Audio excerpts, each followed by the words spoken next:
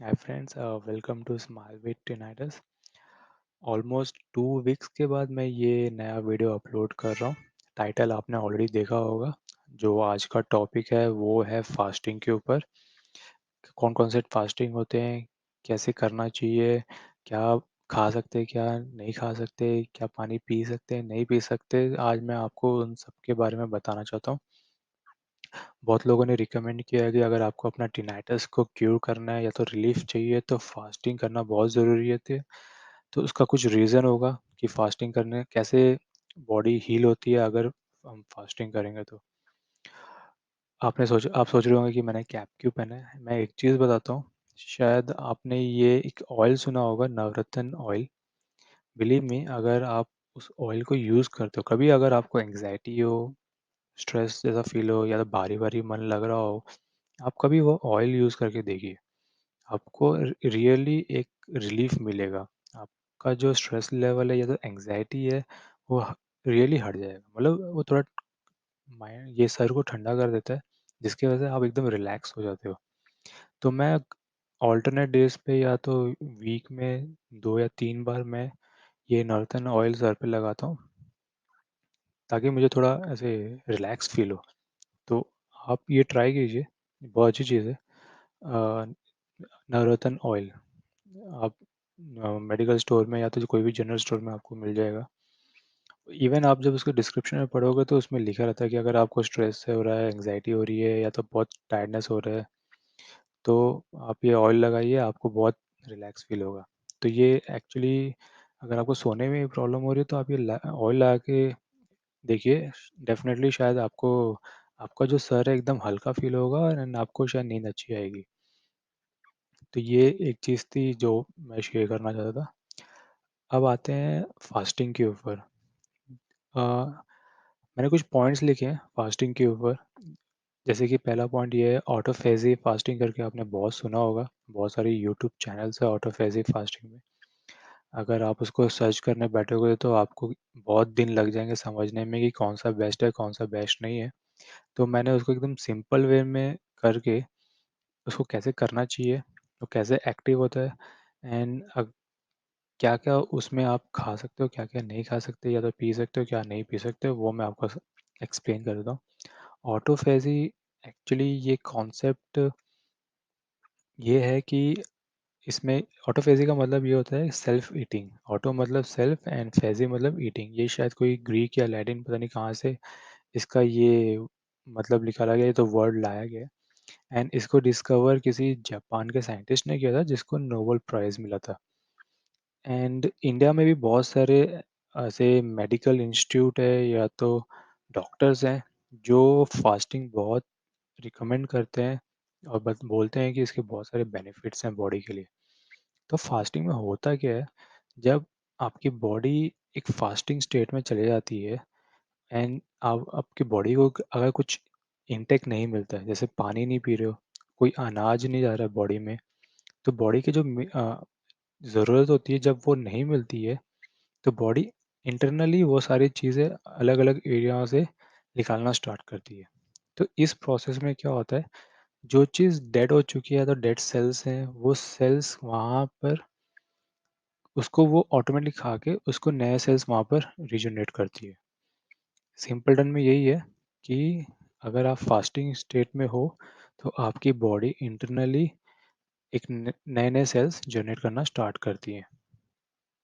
मेरे को इतना डीप में नहीं मालूम, लेकिन मैं जस्ट एक्सप्लेन कर रहा हूँ कि होता क्या है। बट इसमें कंडीशन ये है कि लोगों को पता होना चाहिए कि फास्टिंग करनी है अभी तो कितनी देर तक करनी है, कितने दिन तक करनी है। जो पहला टॉपिक है वो ऑटोफेजी फास्टिंग, उसमें रिकमेंड किया जाता है 72 आवर्स का फास्टिंग। 72 आवर्स मतलब आपको ना तो कुछ खाना है और ना तो कुछ पीना है। इवन पानी भी नहीं पीना चाहिए, ऐसा बोलते हैं, जो कम्प्लीटली ड्राई फास्टिंग होती है। तो अगर आप 72 आवर्स का फास्टिंग करते हो, मान लो हफ्ते में 7 दिन होते हैं और 3 दिन अगर आप खाना नहीं खा रहे हो, तो आप ऑटोफेजी को एक्टिवेट कर दोगे अपनी बॉडी में, जिसकी वजह से क्या होगा, आपकी बॉडी जो है वो सिंपली डिटॉक्स होना स्टार्ट हो जाएगी। जितने भी गंदगी है, जो भी प्रॉब्लम है, वो धीरे धीरे हील होना स्टार्ट होगा, न्यू सेल्स जनरेट होना स्टार्ट होंगे एंड आपकी बॉडी प्यूरीफाई, मतलब ब्लड प्यूरीफाई हो जाएगा, आपकी बॉडी डिटॉक्स हो जाएगी, क्योंकि कुछ गया ही नहीं है आपके शरीर में, तो ब्लड में कुछ मिलेगा ही नहीं, तो जो भी होगा बॉडी के अंदर इंटरनली होगा। तो ऑटोफेजी को एक्टिवेट करने के लिए लोग रिकमेंड करते हैं 72 आवर्स का फास्टिंग। बट मैंने आज तक फास्टिंग खुद कभी ट्राई नहीं की है। भले ही मैंने अपने 3 टाइम के मील्स में गैप रखा है, 4-5 आवर्स का गैप रखा है, ब्रेकफास्ट से लंच, लंच से डिनर एंड डिनर के बाद बेड टाइम तक। इन चारों टास्क में या तो रूटीन में मैंने कम से कम 4 या 5 आवर्स का गैप हमेशा मेंटेन रखता हूँ। तो आप, जैसे मैंने एक वीडियो में बोला है कि मैं स्मॉल ड्यूरेशन फास्टिंग जो होता है, मैं वो करता हूँ। तो ऑटोफेजी यही है और कुछ नहीं है, कुछ इतना रिसर्च करने की ज़रूरत नहीं है। इसमें बस यही कहते हैं कि अगर आप फास्टिंग करोगे 72 आवर्स, तो जो बॉडी के अंदर जो भी प्रॉब्लम्स है या जो डेड सेल्स हैं, उसको हटा के न्यू सेल्स वहाँ पर जनरेट हो जाते हैं, आपकी बॉडी डिटॉक्स हो जाती है। सिंपली ये है। जो अब 72 आवर्स करना वो सब आपके ऊपर है, जो कि मुझे लगता है इतना ईज़ी नहीं है, बट अगर किसी को ट्राई करना है तो डेफ़िनेटली आप कर सकते हो। अब ऑटोफेजी के बाद एक और फास्टिंग आता है जिसको बोलते हैं इंटरमिटेंट फास्टिंग। ऑटोफेजी आइडियली बोलते हैं 72 आवर्स के लिए। इंटरमिटेंट फास्टिंग का रूल्स ऐसे डिफाइंड है 18 hours, 18/16। 18/16 means in a day, एक दिन में आपको 18 घंटा कुछ नहीं खाना पीना है, एंड 6 घंटे के अंदर आपको अपने सारे मील्स खाना जो है, आपके रूटीन है खाने का, ब्रेकफास्ट, लंच, डिनर जो भी है, वो आपको 6 घंटे के अंदर कंप्लीट करना है। तो इंटरमिटेंट फास्टिंग इसको बोलते हैं। अब पॉइंट आता है कि अगर आपसे ड्राई फास्टिंग नहीं हो रहा है, इन केस सपोज आप ऑटोफेजी फास्टिंग फॉलो करते हो 72 आवर्स का, बट आपको वो ड्राई फास्टिंग आपसे हो नहीं पा रही है, तो इसमें आप क्या-क्या चीज़ ले सकते हो, जो आपको इम्पैक्ट ना करे, आपकी फास्टिंग पे इम्पैक्ट ना करे। तो इसमें सबसे मेन कॉन्सेप्ट ये है, अगर आप फास्टिंग कर रहे हो और उसमें आप कुछ खाया खाना या पीना चाहते हो, तो आपको इतना ध्यान रखना है, आप जो भी खा या पी रहे हो, उसमें कैलोरीज़ ना के बराबर हो। पानी में कैलोरीज़ होती ही नहीं है, एकदम ना के बराबर होती है तो होती ही नहीं है शायद। तो पानी आप पी सकते हो, आप ग्रीन टी पी सकते हो, एंड कुछ लोग रिकमेंड करते हैं ब्लैक कॉफ़ी के लिए। मैंने वो पॉइंट्स में देखा है, कुछ लोग ब्लैक कॉफ़ी के लिए रिकमेंड करते हैं, बट मैं टिनाइटस वालों के लिए बोलूँगा कि आप ब्लैक कॉफ़ी मत पीजिएगा, क्योंकि ब्लैक कॉफ़ी टिनाइटस को स्पाइक करती है। ओके, सो बेटर है कि आप ब्लैक कॉफ़ी ना पीजिए, आप पानी पीजिए एंड ग्रीन टी पीजिए। ये 2 चीज़ आप ले सकते हो अगर आप फास्टिंग कर रहे हो, कोई भी फास्टिंग करो, ऑटोफेजी करो या इंटरमिटेंट फास्टिंग करो, कोई भी फास्टिंग करो, कितने भी ड्यूरेशन के लिए फास्टिंग करो। अगर आप सिर्फ खाना छोड़ सकते हो लेकिन पीना नहीं छोड़ सकते, ड्राई फास्टिंग अगर नहीं कर सकते, तो आप पानी और ग्रीन टी का इंटेक ले सकते हो। इसमें जो होता क्या है, बॉडी के अंदर एक लाइसोम्स होता है।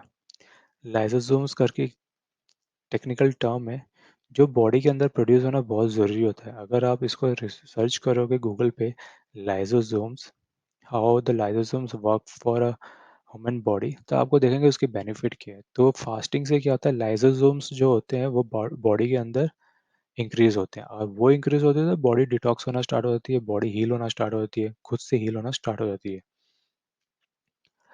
सो या सिंपल टर्म में यही है फास्टिंग, और कुछ नहीं है। अब ये किन लोगों को करना चाहिए, किन लोगों को नहीं करना चाहिए। फास्टिंग उन लोगों को करना चाहिए जो किसी डिसीज़ में नहीं है, जिनको कोई डिसीज़ नहीं है, या तो जिनको कोई इंटरनल इश्यूज़ नहीं है, जो मेडिसिन नहीं खा रहे हो। मतलब अगर कोई आप किसी चीज़ के लिए मेडिसिन ले रहे हो, मेडिकेशन पे हो, तो आप फास्टिंग ना करें तो अच्छा है, क्योंकि आपका जो डोसेज़ है वो इम्पैक्ट हो जाएगा, और आप जिस चीज़ के लिए आप डोसेज़ ले रहे हो, मेडिसिन ले रहे हो, शायद वो बीमारी आपको और बढ़ सकती है। तो आप ऑलरेडी अगर किसी और चीज़ के लिए मेडिसिन खा रहे हो, तो आप प्लीज़ फास्टिंग ना करें। बहुत सोच समझ के करें फास्टिंग, अगर आपको जमती है तो करें, नहीं अगर हो पाता है तो ना करें। ओके, एंड एक चीज़ और है, मतलब मैंने जब फास्टिंग ट्राई किया तो मैंने मैक्स टू मैक्स 18 आवर्स तक का कर लिया था, बट उसके बाद मेरा हल्का सा सर दर्द होना स्टार्ट हो गया था, तो मैंने फूड ले लिया, मतलब मैंने खाना खा लिया। तो वही है, आप अपनी बॉडी को समझिए कि आपकी बॉडी कितने लेवल तक जा सकती है, इसकी लिमिट कितना है। एक टाइम पे ही पुश मत कीजिए, थोड़ा-थोड़ा टाइम दीजिए, अपनी बॉडी को एडजस्ट होने में टाइम दीजिए। अगर आपसे 18 आवर्स का फास्टिंग नहीं हो रहा है, तो आप 12 आवर्स का फास्टिंग रखिए। एंड बिलीव मी, 12 आवर्स का फास्टिंग मतलब रात को आप सोओगे, अगर आप 11 बजे सो रहे हो और सुबह 8 बजे 7 बजे भी उठ रहे हो, तो आपका 8 आवर्स का स्लीपिंग और फास्टिंग टाइम तो उधर ही निकल गया। उसके बाद 4 घंटे आपको मॉर्निंग में ऐसे निकालना है, तो आपके 12 घंटे ऐसे ही हो जाएँगे। तो आप अगर 11 बजे ब्रेकफ़ास्ट कर रहे हो, अगर आपने रात को 8 बजे, 9 बजे अगर आपने डिनर किया है in case, and next day अगर आप 9 बजे कर रहे हो, तो 12 घंटे ऐसे ही हो गए। तो ऐसे आप अपने टाइम को मैनेज कर सकते हो। और स्लीप टाइम जो होता है, इवन वो उसको भी हम लोग फास्टिंग में कैलकुलेट करते हैं। ओके, तो ये थी फास्टिंग के बारे में कि फास्टिंग, ऑटोफेजी फास्टिंग क्या होती है, उसको कैसे करना चाहिए, इंटरमिटेंट फास्टिंग क्या होती है, उसको कैसे करना चाहिए। अब इसके अलावा एक और चीज़ है, ओमैड।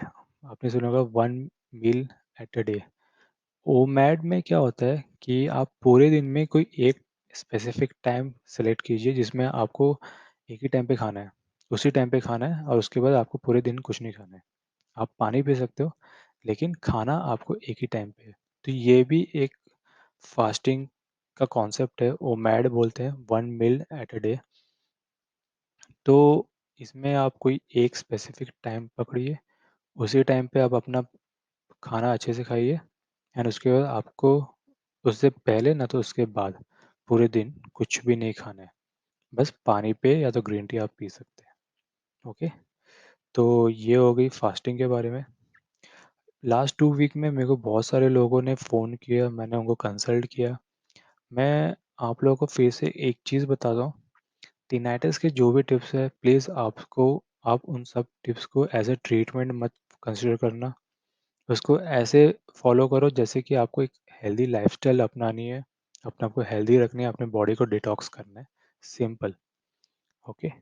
मैं आपको एग्ज़ाम्पल देता हूँ कि टिनाइटस एक्चुअली हो क्या रहा है? हमारे जो कानों में या तो ब्रेन में आवाज़ आ रही है, तो हो क्या रहा है? क्योंकि ये चीज़ आपने बहुत पहले भी ऑब्ज़र्व की होगी, लेकिन ये कंटिन्यू हो रहा है, इसलिए आप डिस्टर्ब हो रहे हो।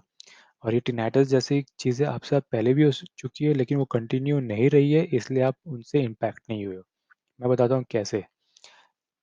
सपोज़ आप एक एकदम शांत रूम में बैठे हो और वहाँ वहाँ पर आपकी दीवार पे एक वॉच है, वॉल वॉच वॉल वॉच लगी हुई है। एंड आपने ऑब्ज़र्व किया होगा कि बहुत टाइम ऐसा हुआ होगा कि आप एक रूम में बैठे भी हो, वॉल वॉच है, और जो सेकंड की सुई है, वो जब घूमती है तो आवाज़ आती है, टिक-टिक करके उसकी आवाज़ आती है। एंड आपका ध्यान भी जाता है उस पे कि घड़ी की आवाज़ आ रही है। बट होता क्या है, कुछ देर के बाद आप वो आवाज़ इग्नोर कर पाते हो। मतलब ईज़िली उसको इग्नोर कर पाते हो। क्योंकि आप उसको बॉदर नहीं करते हो, आप उस पे ध्यान नहीं देते हो, आप उसको ईज़िली आराम से इग्नोर कर देते हो। एंड दूसरा एग्ज़ाम्पल मैं ये दे रहा हूँ, कभी-कभी आपने देखा होगा कि आपने एक गाना सुना, एंड नेक्स्ट डे जब आप मॉर्निंग में उठ रहे हो, तो वो गाना आपके दिमाग में कंटिन्यू रिपीट हो रहा है। आप गा नहीं रहे हो, पता नहीं कैसे, लेकिन आपके दिमाग में वो गाना कंटिन्यू रिपीट रिपीट हो रहा है, और आप वो गाने को अपने मन से निकाल नहीं पा रहे हो। बट होता है कि 5-6 घंटे के बाद ऑटोमेटिकली आपका माइंड एक रिलैक्स मोड में आता है, और फिर वो गाना आपके माइंड से चले जाता है। सो टिनाइटस भी वही है। ये एक कंडीशन है जहाँ पर वो साउंड आपके कानों में सुनाई दे रहा है, और वो कंटिन्यू सुनाई दे रहा है। बट होता क्या है, आपका ब्रेन उस लेवल तक का फंक्शन नहीं कर पा रहा है, और आप ज़्यादा फोकस उस साउंड पे ही कर रहे हो।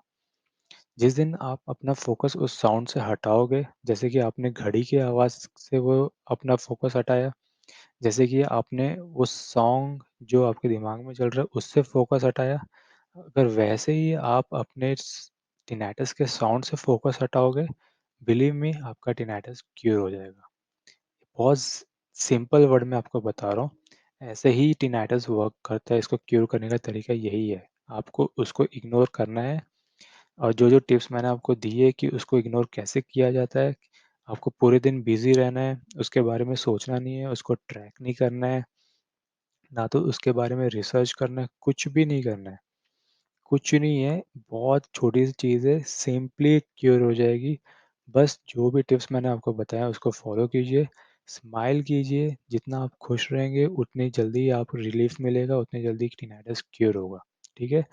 तो आपको ये एक रूल बनाना है, जैसे जैसे ही आपका ध्यान जाता है टिनाइटस के ऊपर, आपको सोचना है कि ये दीवार पे लगी घड़ी है जिसकी आवाज़ आ रही है और आपको वो घड़ी की आवाज़ इग्नोर करनी है। या तो ये एक गाना आपके माइंड में चल रहा है, जो आपने कल कुछ सुना होगा, वही सॉन्ग आपके दिमाग में ये साउंड चल रहा है और आपको उस पे ध्यान नहीं देना है, ये अपने आप चले जाएगा। ओके? सिंपल। तो ये आप फॉलो कीजिए, खुश रहिए, स्ट्रेस मत लीजिए, एंग्ज़ायटी मत होइए, पैनिक अटैक मत होने दीजिए। मैंने आपको टिप्स बताए हैं, अगर आपको एंग्ज़ायटी, पैनिक, स्ट्रेस हो रहा है तो आप ब्रीथिंग करना स्टार्ट कीजिए, किसी भी टाइम ब्रीथिंग करना स्टार्ट कीजिए। जैसे ही आपको थोड़ा भी अनकंफर्टेबल अच्छा ना लगे, मन भारी-भारी लगे, तो आप आँख बंद करके चेहरे पे हल्का-सा स्माइल रख के आप ब्रीथिंग कीजिए। इन्हेल, एक्सहेल कीजिए नाक से और खुश रहिए, मतलब स्माइल रखिए चेहरे पे हमेशा, चाहे कुछ भी हो जाए, कितनी भी बड़ी प्रॉब्लम हो जाए, आप बस ये सोचिए, ये कितनी भी बड़ी प्रॉब्लम है, मैं इसको आराम से हैंडल कर लूँगा, ओके? बस स्ट्रॉन्ग रहिए, अपना विल पावर स्ट्रॉन्ग रखिए, डेफ़िनेटली आपका टिनाइटस में ये टिनाइटस क्योर ही हो जाएगा, आई नो इसको टाइम लगता है, नेचुरल चीज़ को हमेशा टाइम लगता है और जिसको भी लगेगा टाइम बट क्योर हो जाएगा, बट क्योर होने से पहले आपको रिलीफ़ पक्का मिल जाएगा। मेरे पास बहुत सारे ईमेल्स हैं और कॉल्स आते हैं, अब वो मुझे बोलते हैं, जब भी कंसल्ट कर रहा हूँ, मैं उनको 2 वीक्स का टाइम दे रहा हूँ, 15 डेज़ का टाइम दे रहा हूँ, ताकि वो ये टिप्स फ़ॉलो करें। मिनिमम 15 डेज़ तो आप फ़ॉलो करो, उसके बाद मुझे उसका आउटपुट बताओ, मेरे को रिज़ल्ट बताओ एंड बिलीव मी, जितने लोगों ने भी अभी तक मेरे को कंसल्ट किया है, सबको रिलीफ़ मिल चुका है। अगर मैं आपको लग रहा है कि मैं झूठ बोल रहा हूँ, तो मैं अभी वीडियो अपलोड कर रहा हूँ और किसी को लगता है कि मैंने उनसे बात की है और मैं झूठ बोल रहा हूँ, तो आप कमेंट में लिख सकते हो कि मैं गलत बोल रहा हूँ, ओके? तो या जितने लोगों ने मेरे से बात किया और मुझे बोला है कि हाँ, 2 वीक्स के बाद उनको रिलीफ़ मिला है, 2 और 3 वीक्स के बाद, प्लीज़ आप कमेंट में, टेक्स्ट में सबको बताइए कि टिप्स फ़ॉलो करने से रिलीफ़ मिलता है, ताकि लोगों को बिलीव हो एंड वो ये फ़ॉलो करें। और जब आप स्टार्ट करो ये टिप्स, तो आपको ये टिप्स पे बिलीव करना पड़ेगा, फॉलो करो, खुश रहो, छोटी सी चीज़ है, आराम से चली जाएगी। आप अपनी लाइफ एन्जॉय कीजिए, जो आप पहले करते आ रहे थे आप वही कीजिए, ओके? तब तक के लिए आप स्माइल कीजिए एंड या जल्दी मेरा एक नया वीडियो और आएगा। मैं ट्राई कर रहा हूँ कि मैं एक ऐसा सेशन लूँ जहाँ पर मैं आपको वो सब दिखा सकूँ कि मैं ब्रीथिंग एक्सरसाइज कैसे करता हूँ। तो जल्दी मैं उस पे भी एक वीडियो बनाने वाला हूँ, ओके? या तब तक के ख्याल रखिए एंड कीप स्माइलिंग।